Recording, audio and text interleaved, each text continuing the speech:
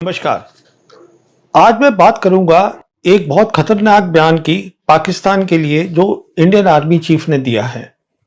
3 अक्टूबर को Indian army chief forward area में troop से बातचीत कर रहे थे। टेलीविजन टीम्स वहां पे थी। तब उन्होंने बयान दिया तो जो बोला वो पूरी दुनिया ने सुना। आर्मी चीफ ने यह बोला, अगर पाकिस्तान अपनी स्टेट स्पॉन्सर्ड टेररिज्म या प्रॉक्सी वॉर को बंद नहीं करेगा तो अगली बार हिंदुस्तान की फौज संयम का इस्तेमाल नहीं करेगी, जो कि उसने सिंदूर 1.0 में किया, और पाकिस्तान को अपना इतिहास और भूगोल के बारे में सोचना पड़ जाएगा। बहुत बड़ी बात कह दी। बड़ी बात इसलिए है क्योंकि जब इंडियन आर्मी चीफ ऐसी कोई बात बोल देता है या कोई भी बात बोल देता है, ये मान के चला जाता है कि उनको अपनी सैन्य शक्ति, दुश्मन की सैन्य शक्ति, सब कुछ उनको समझ में आती है, तो उनकी बात को बहुत ध्यान से और अहमियत दी जाती है। तो उन्होंने ये बात बोल दी तो मैं सोच में पड़ गया कि क्या कभी किसी आर्मी चीफ ने इस तरीके की बयान दिया है। तो मैं सोच रहा था, पहली बार मैंने आर्मी चीफ को देखा था आमने सामने, वो था 1978 में। आर्मी चीफ थे जनरल ओपी मल्होत्रा, टांगा वैली, जो कि अरुणाचल प्रदेश में है। तो वहां पर वो आए थे हमारी डिवीजन में। आर्मी चीफ ने बातचीत करी ट्रूप्स के साथ, उसके बाद ऑफिसर्स से बात करी। तो वो होता क्या है, जब आर्मी चीफ आते हैं तो 2 बातें होती है। एक तो हौसला अफजाई होती है और दूसरा ये होता है कि आपके पास क्या कमी पेशी है, कैसे आप लड़ाई को और बेहतर करें, ट्रेनिंग अपनी बेहतर करें, ये बातें होती हैं। कोई टेलीविजन कैमरा नहीं होते।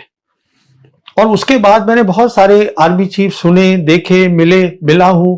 कभी किसी ने इस तरीके का खुलकर टेलीविजन पे ऐसा कोई बयान दिया नहीं। तो इसलिए जरूरी बन जाता है कि चलिए जो आर्मी चीफ ने कहा है इसके बारे में सोचते हैं। क्या कहा है इन्होंने अल्टीमेटम दिया है कि आप प्रॉक्सी वॉर बंद करिए पाकिस्तान को। ये शुरू कब हुई? ये शुरू हुई 1990 में, जब मसला हुआ जम्मू कश्मीर में, वहां पे डिस्टरबेंस हुई। उस समय आर्मी चीफ थे जनरल रॉड्रिक्स। उन्होंने बहुत सारी फौज को हिंदुस्तान की जम्मू कश्मीर में डाल दिया और पाकिस्तान की जो फौज थी वहां से रिएक्शन हुआ। अब यहां पे 2 बातें बोलना चाहूंगा पहले आगे चलने से। पहली बात तो ये बोलना चाहूंगा कि जब हम बात करते हैं मिलिट्री डिटरेंस की, जिसको हिंदी में बोलते हैं सैन्य निवारण, मतलब ये वो चीज है डिटरेंस जिससे कि जो आपका दुश्मन, जो आपका एडवर्सरी है, इस केस में पाकिस्तान, उसको लगे कि मैं ये पंगा ना लूं तो अच्छा है, मैं ये प्रॉक्सी वॉर ना करूं तो मेरे लिए बेहतर है, क्योंकि लड़ाई बढ़ सकती है और क्या नतीजा होगा ये कोई जानता नहीं है और मेरा भी काफी नुकसान हो सकता है। तो उसको डिटरेंस बोलते हैं। और डिटरेंस जो है वो 2 चीजों से बनता है। एक होता है कि आपकी मिलिट्री ताकत क्या है, सैन्य शक्ति क्या है। वो सैन्य शक्ति नहीं जो आप समझते हैं आपके पास है, बल्कि वो जो आपका एडवर्सरी पाकिस्तान समझता है कि आपके पास ताकत है, इसलिए मुझे पंगा नहीं लेना है। एक तो ये होती है। दूसरी होती है कि पाकिस्तान को लगना चाहिए कि आप में लड़ाई करने का जज्बा है, जिसे हम बोलते हैं विल टू फाइट। और मेरे हिसाब से इन दोनों में जब हम डिटरेंस की बात करते हैं, विल टू फाइट सबसे पहले आता है, उसके बाद आता है मिलिट्री कैपेबिलिटीज। तो एक तो ये बात ध्यान में रखिएगा। दूसरी बात ये रखिएगा कि पाकिस्तान ने जब रिएक्शन किया, रॉड्रिक साहब ने फौज को अंदर भेजा, तो उनको भी मालूम है कि हम दोनों फौजों का एक पुराना रिश्ता है। हमने जंगें लड़ी हैं।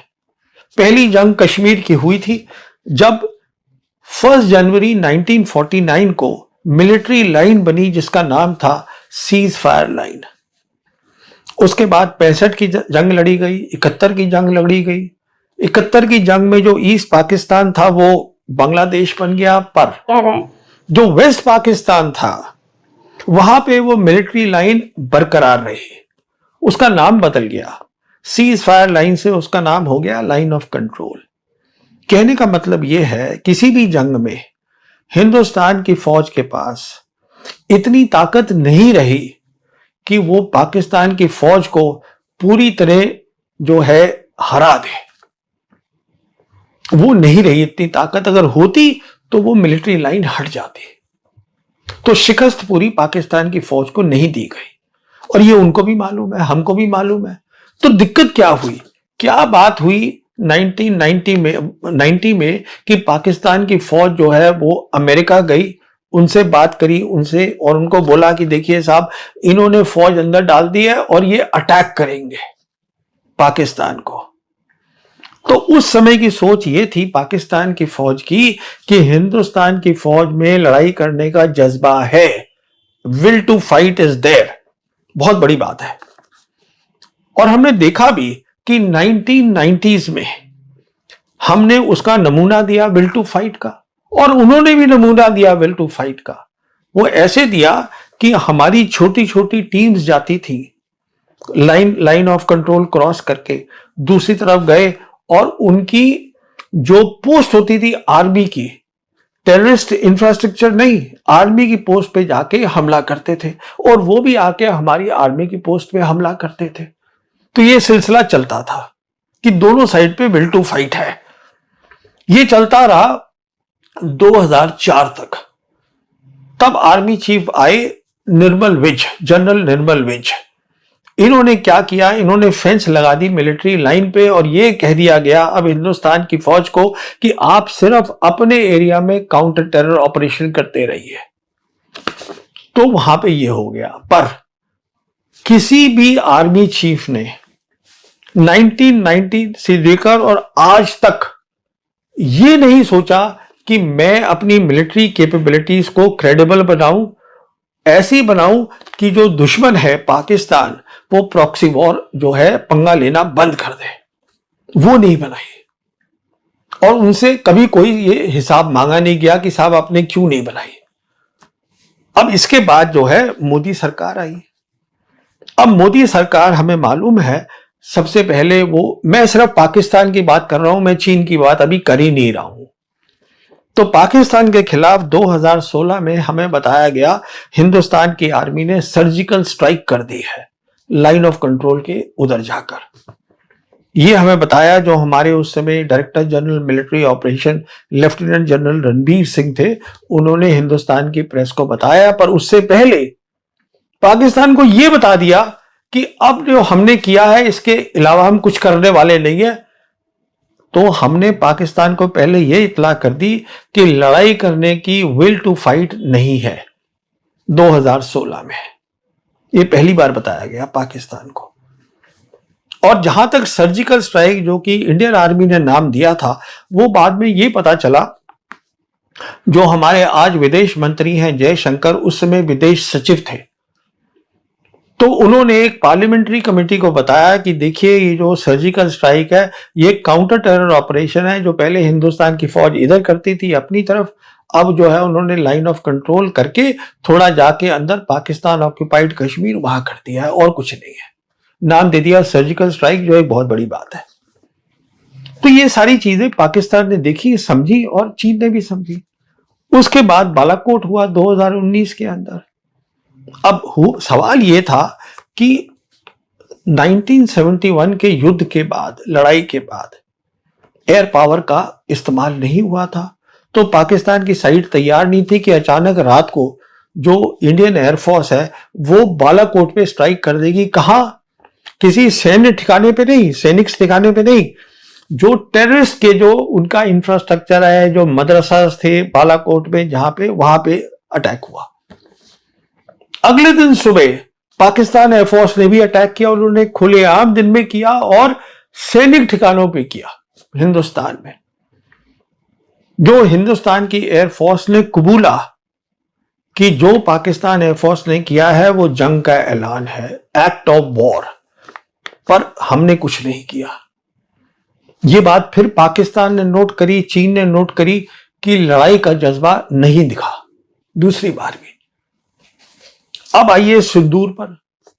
सिंदूर जब हुआ तो उसमें भी जो अटैक किया, टोटल जो है बताया गया कि 9 टेररिस्ट इंफ्रास्ट्रक्चर पे अटैक हुआ, टेररिस्ट फिर से, जिसमें 2 के ऊपर एयरफोर्स यूज हुई और 7 के ऊपर इंडियन आर्मी यूज हुई। और आधे घंटे के अंदर अंदर ये करने के बाद हमने पाकिस्तान के डीजीएमओ को ये बता दिया कि हम लड़ाई आगे नहीं करना चाहते। द विल टू फाइट हमने फिर वहां बता दी। उन्होंने कहा जैसे बालाकोट में था कि नहीं ये तो आपने किया है, हमें भी जवाब करना है, तो उन्होंने जवाब दिया। उसके बाद देखिए क्या हुआ। 8 तारीख को अगले दिन एक खबर आई, हमारी जो अपनी एम्बेसी है उन्होंने प्रेस रिलीज दी वॉशिंगटन में कि जो हमारे एनएसए हैं डोवल साहब, उनकी बात मार्को रूबियो से हुई है, उनका काउंटर पार्ट जो है अमेरिका के अंदर, और डोवल साहब ने मार्को रूबियो को पूरा यहां का ब्यौरा दिया कि यहां क्या हो रहा है। देने की जरूरत क्या थी, पर दिया।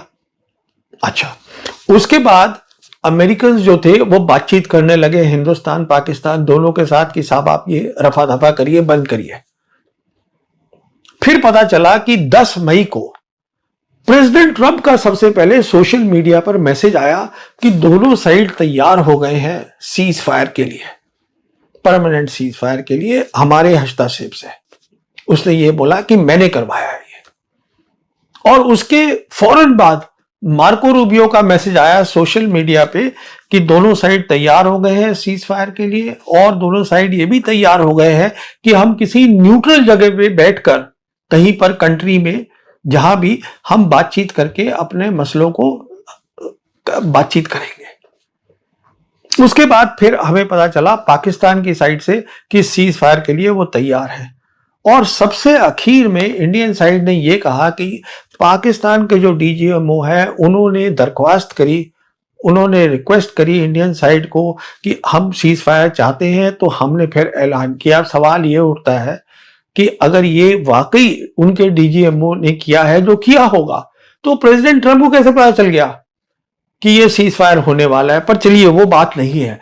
बात यह है कि एक बार फिर से ये बताया गया टेररिस्ट इंफ्रास्ट्रक्चर पे अटैक हुआ, हर बार वही हो रहा है, सैन्य शक्ति पे नहीं, पाकिस्तान की। और साथ में जो सबसे मैंने बताया इंपॉर्टेंट बात, विल टू फाइट, वो नहीं आ रही, दिखाई जा रही।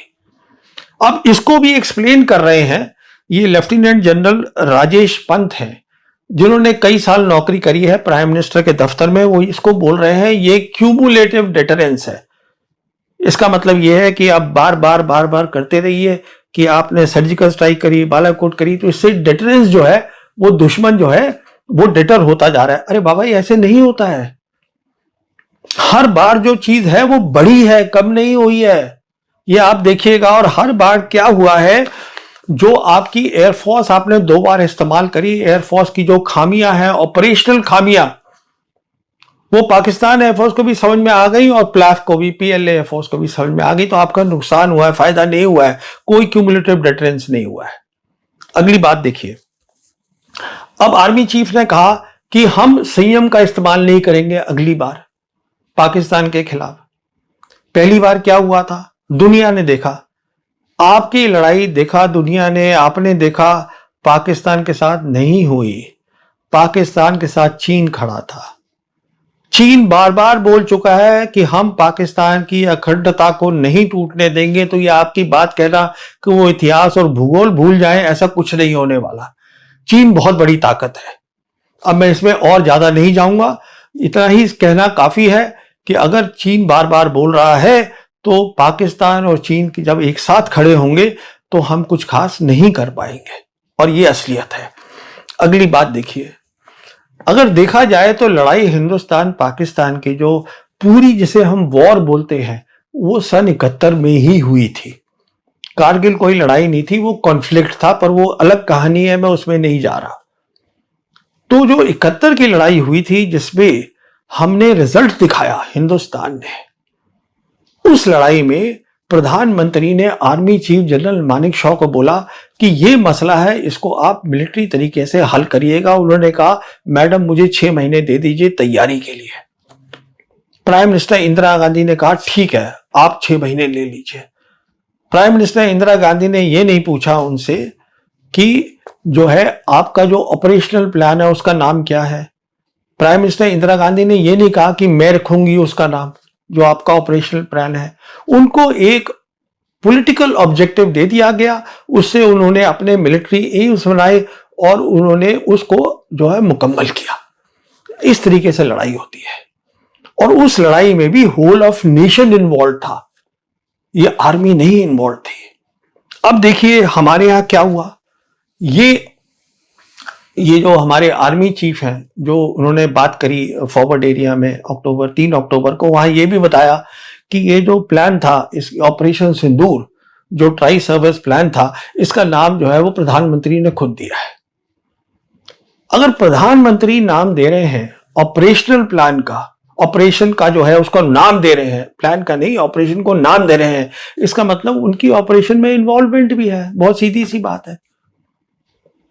और वो हमने देखा था बालाकोट में भी थी, प्रधानमंत्री ने खुद बताया कि अगर क्लाउड्स हो तो उससे फायदा होता है, तो इन्वॉल्वमेंट है। तो कहने का मतलब यह है कि अगर प्राइम मिनिस्टर की इन्वॉल्वमेंट है इसमें, तो फिर आर्मी चीफ जो है वो क्या बोलते हैं उसकी कोई खास अहमियत है नहीं।